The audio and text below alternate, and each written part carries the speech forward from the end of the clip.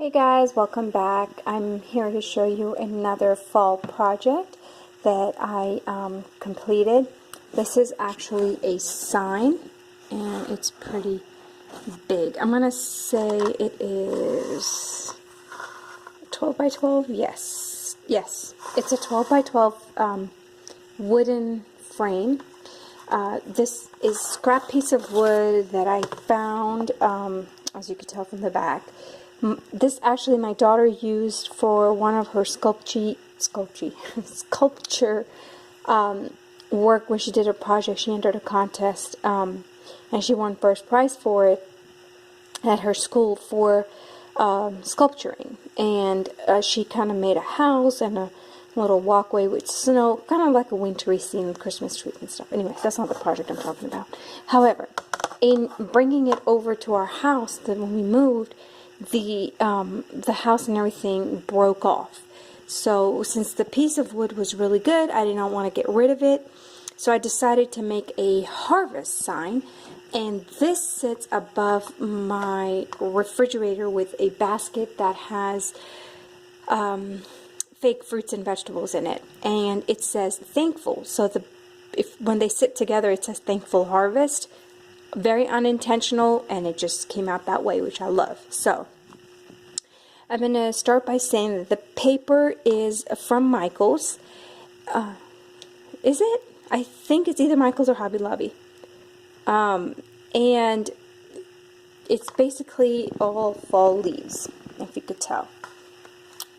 It has fall leaves everywhere. I only picked up one for this project. I didn't have any in mind, more projects, so I just don't have an extra one to show you. I Mod Podged the whole thing. I sealed it. I let it dry completely, and I sealed the top as well. Or not the top, I'm sorry, the edges. I sealed the edges, and I Mod Podged the paper on top of it. It's a 12 by 12 sheet. And then I took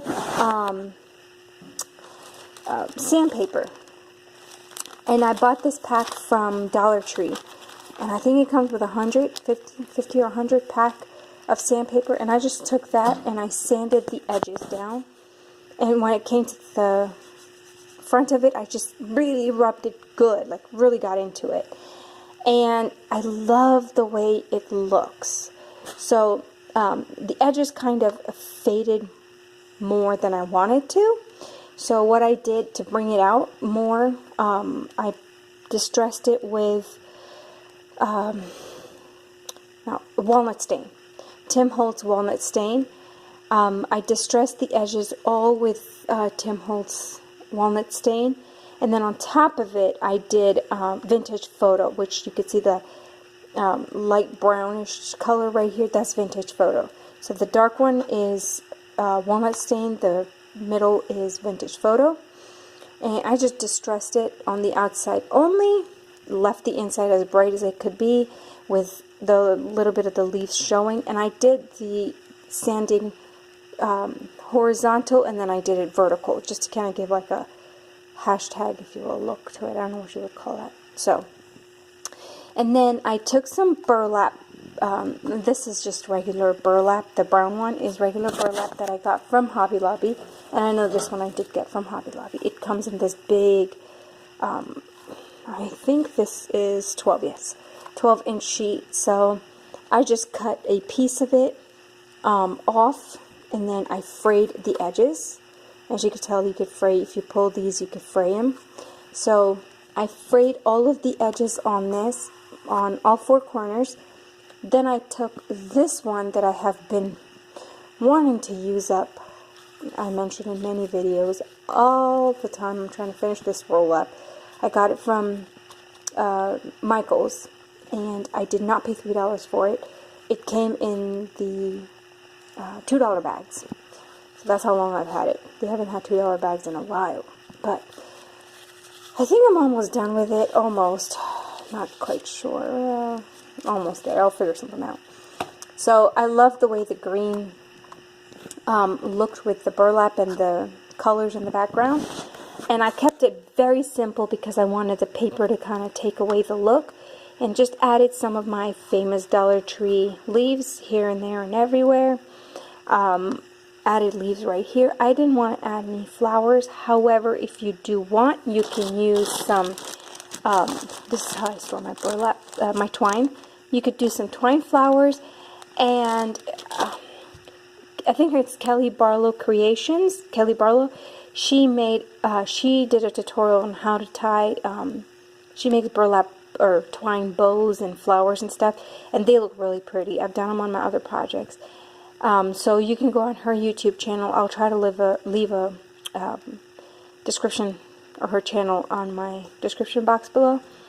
And you could add that over here. I just didn't want to do anything. I just wanted to keep it leaves. That's kind of like the theme I went with on this one because of the paper. And this is the famous metal sign from Dollar Tree, as we all know it. It says harvest, and then it has thankful, and then it has welcome. And I basically took brown acrylic paint, and with a sponge, kind of like these makeup sponges. I have it sitting actually right here. I was doing my daughter's nails with them. These sponge wedges, I took one of those, I cut them up a little bit, and I just dabbed it. So before I got on here, I dabbed it with brown. So I did the whole thing with brown, and then I took black, and I dabbed it with black. That's why it's not completely black, but it's not completely brown either. It has a very rustic kind of look to it. And then on the edges, I just kind of took my nail, like I did right there, and just kind of scraped off a little bit here and there. Or you can do sandpaper if you don't want to mess up your nails, but it doesn't bother me a bit. And then I took, what do you call that? Vintage photo, and once I glued it down, I just kind of dabbed around it everywhere, just to give it this color right here, because it was just too green against that. And that's how I completed this sign. Guys, my table is a hodgepodge mess right now. I'm having so many things up here. And that's all there is. It's very clean and simple, but it looks gorgeous on top of my refrigerator with the word thankful on that basket with the fruits, and then this sign, it says thankful harvest, which I didn't do it intentionally. Like I said, it just came out to be that way. So I hope you guys enjoyed this video. If you have not done so, please do subscribe, like the video, leave comments. I love reading comments, and I will see you in my next video, and I hope you guys have a nice day and have a blessed one. Take care.